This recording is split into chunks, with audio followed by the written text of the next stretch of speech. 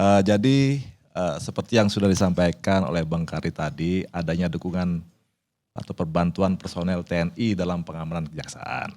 Orang banyak bertanya, Bang, eh, dasar hukumnya apa gitu ya? TNI kok bisa menjaga kejaksaan?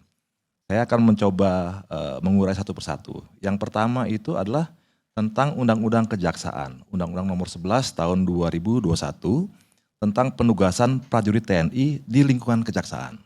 Itu yang pertama. Kemudian kita tidak lanjuti lagi dengan Perpres Nomor 15 Tahun 2021 tentang organisasi dan tata kerja Kejaksaan RI. Di dalamnya terdapat pembentukan organisasi Jampitmil di Kejaksaan Agung dan Aspitmil di Kejaksaan Tinggi. Lalu kita masuk kepada Undang-Undang Nomor 3 Tahun 2025 tentang TNI sebagai revisi Undang-Undang Nomor 34 Tahun 2004. Kita masuk ke pasal 7, tugas pokok TNI. Tugas pokok TNI ayat 1-nya itu, pasal 1 ayat 1 itu yang saya garis bawahi, melindungi segenap dan seluruh tumpah darah Indonesia dari ancaman dan gangguan. Itu pasal 1-nya, pasal 7 ayat 1-nya. Kemudian kita bergerak ke pasal 7-nya. Tentang OMSP, ayat 2-nya tentang OMSP itu ada membantu pemerintah di daerah. Jaksa adalah pemerintah di bidang penuntutan. Nah, kemudian kita lompat ke pasal 47-nya. Bahwa ada penempatan prajurit TNI aktif di Kejaksaan RI. Nah, kemudian yang terakhir adalah nota kesepahaman antara Jaksa Agung dengan Panglima TNI yang sudah dimulai sejak tahun 2018. 7 tahun yang lalu, Bang Karni. Ya. Di situ tentang kerjasama peningkatan sumber daya manusia dan peningkatan profesionalisme di bidang penegakan hukum. Nomornya NIK /21/11/2020 TNI. Kemudian ada perubahan lagi di tahun 2018. Dengan nota kesepahaman nomor NK tadi kerjasama nomor 17/4/2018. Kemudian diperbarui lagi terakhir tahun 2023 NK nomor 6/4/2003 TNI. Di nota kesepahaman itu ada 8 ruang lingkup kerjasama antara kejaksaan dan TNI. Kita menggarisbawahi adalah yang nomor 3 dan nomor 5, yaitu dukungan bantuan personel TNI ke kejaksaan dalam rangka tugas-tugas dan fungsi kejaksaan. Itulah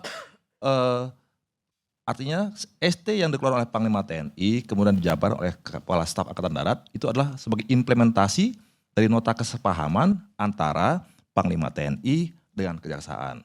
Nah, kalau ditanya apa sih urgensinya, yang bisa menjawab itu adalah kejaksaan. Nah, toh TNI hanya diminta untuk menjaga kejaksaan, tidak untuk intervensi hukum. Hanya menjaga kejaksaan, kantor kejaksaan, menjaga keamanan jaksa misalnya. Dan saya perlu tekankan di sini Pak Karni, kenapa jumlahnya Kajari itu ada 10 maksimal. Kajati itu ada 30 atau 1 ton maksimal.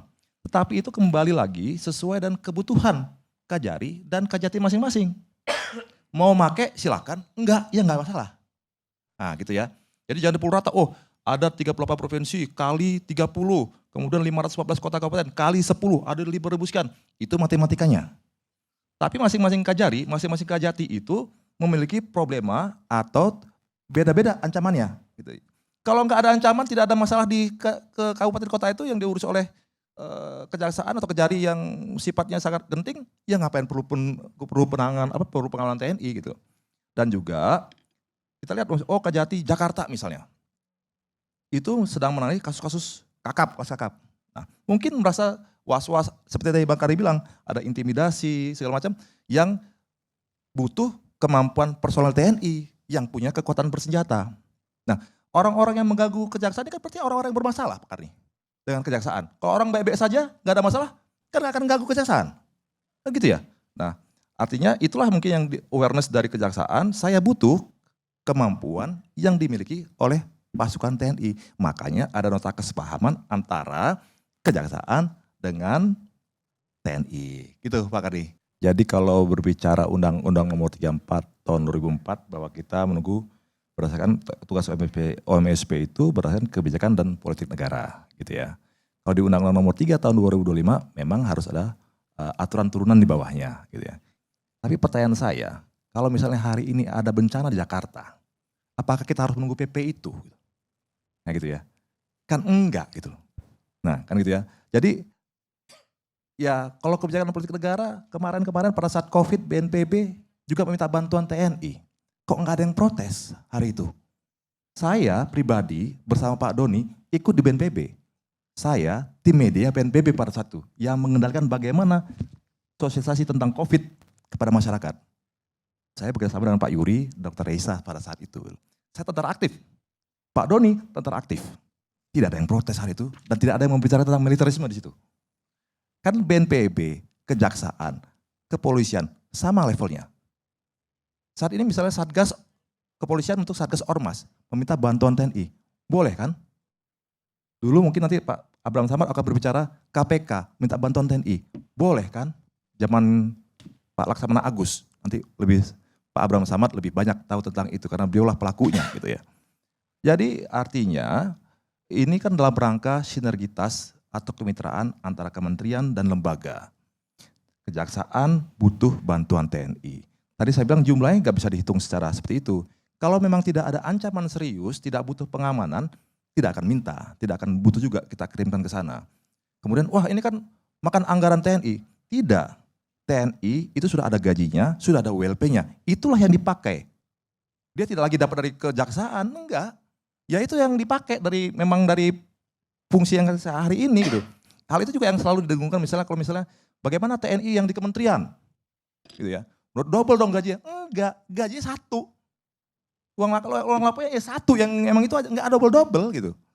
Ya, jadi ini juga yang perlu kita diberitahukan kepada publik gitu ya. Enggak double, satu aja. Cuma yang tadinya dia tugasnya hari ini di satuan, sekarang kamu saya tugaskan di kejaksaan. Kalau memang misalnya kejaksaan meminta itu gitu. Ya. Nah, hari ini kita lihat di Kajati Jakarta misalnya. Hanya ada 4 orang. Enggak ada. Memang tidak perlu sampai 30 orang, dia hanya 3-4 orang. Dan itu hari ini tadi ada wartawan menginterview Pamdalnya Kajati Jakarta. Sudah berapa lama TNI itu? Sudah 4 tahun ini Pak. So, there's no problem, right? Gitu loh.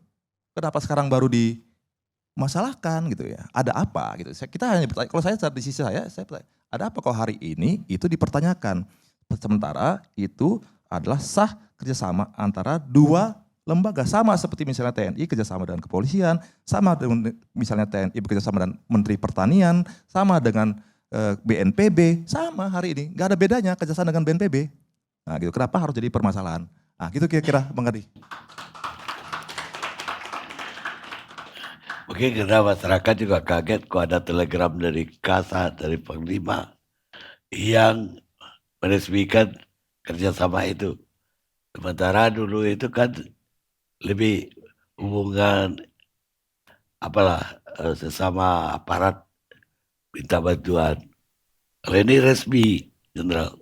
Ya sebenarnya kalau nota kesepahaman sejak tahun 2018 itu ada SC tentang itu. Tapi nggak bocor ke publik gitu. Nah ini ada yang sengaja membocorkan gitu ya kepada publik. Nah pertanyaan saya, why? Kenapa baru sekarang ini jadi masalah gitu? Nah makanya juga kami di Angkatan Darat misalnya di TNI sedang mencari tahu siapa yang bisa membocorkan sebuah ST ini keluar gitu ke publik itu. Kami TNI berangkatnya itu tadi nota kesepahaman kerjasama antara Kejaksaan dan Panglima TNI. Kalau saya melihat ini Bu Kardi, ini sebenarnya ada 2 efeknya. Yang pertama kalau memang ada ancaman yang serius kepada kejaksaan, oke, ada TNI di situ, apalagi misalnya di belakangnya ada oknum TNI yang bermain misalnya, itu satu. Kedua, efek deterrence, preventif. Lu jangan main-main ya, sekarang kejaksaan, sudah gua keluarin SD, dijaga oleh TNI. Jadi orang yang mau berbuat, mengganggu kejaksaan, mikir dia. Nah itu tadi yang dibilang oleh Pak Selain Fonto, bahwa TNI itu berpikir ancaman itu dari awal sampai akhir. Kalau perlu jangan sampai orang tuh berniat, baru niat aja dah dia tidak jadi menyerang kita. Itu TNI Pak di situ. Nah jadi efeknya 2 yang kalau saya lihat. Dan kalau memang tadi ada beda tafsir hukum, ya silakan, kalau kami kan bukan ahli hukum gitu ya. Tapi kami masuknya dari situ, pintu masuknya kenapa TNI bisa dilibatkan dalam dukungan perbantuan pengamanan di kejaksaan gitu ya. Kemudian apa yang dipekerjakan atau apa yang dikerjakan oleh kementerian atau lembaga dengan melibatkan TNI saat hari ini, jangan dulu dipandang a priori dulu. Justru kita kan banyak tuh kemarin yang misalnya pelatihan di Rindam langsung bunyi semua, padahal baik-baik saja sekarang. Terus TNI nangkap narkoba, lah ada laporan masyarakat dipermasalahkan. Nah gitu ya. Jadi kami di sini tadi tugas kami adalah melindungi keutuhan wilayah, menjaga keutuhan wilayah, menegakkan kedaulatan, melindungi keutuhan wilayah, kemudian melindungi segenap bangsa dan seluruh tumpah darah Indonesia yang pejabat apa seluruh masyarakat ya boleh aja minta perlindungan TNI. Kami justru itu undang-undang bunyi kepada tugas pokoknya TNI gitu ya. Nah itu dan yakin dan percayalah hari ini tidak ada kami pengen balik ke fungsi ABRI. Saya seorang mayor jenderal lulusan Akademi Militer tahun 97 nggak pernah merasakan nikmatnya di fungsi ABRI. Terus kenapa harus balik untuk sesuatu yang tidak saya ketahui. Nah gitu. Kemudian kami tidak ingin jadi lembaga superbody. Jelas kami mendukung supremasi sipil dan demokrasi. Di pasal 3 Undang-Undang Nomor 3 Tahun 2025 sudah kami bilang bahwa kami dalam koordinasi Kementerian Pertahanan Sipil. Jelas kami sudah mendukung itu. Dan terakhir Bang Karni, kami terima kasih kepada masyarakat, kepada para senior sekalian yang hadir di sini. Ini kan dipeributkan karena kecintaan kepada TNI. Nah, kami terima kasih sekali itu atas kepercayaan kepada TNI. Hari Pak ingin TNI-nya profesional, TNI hebat, supaya bisa melaksanakan tugas dan pokoknya sesuai dengan sebaik-baiknya secara mencapai tugas pokok secara maksimal. Terakhir Bang Karni, menurut kami kasih pantun Bang Karni. Silakan. Kalau bukan karena mentari, takkan bulan meninggi hari. Kalau karena bukan acara ILC ini, takkan pernah kita berjumpa di sini. Sekian terima kasih. Assalamualaikum warahmatullahi wabarakatuh. Terima kasih.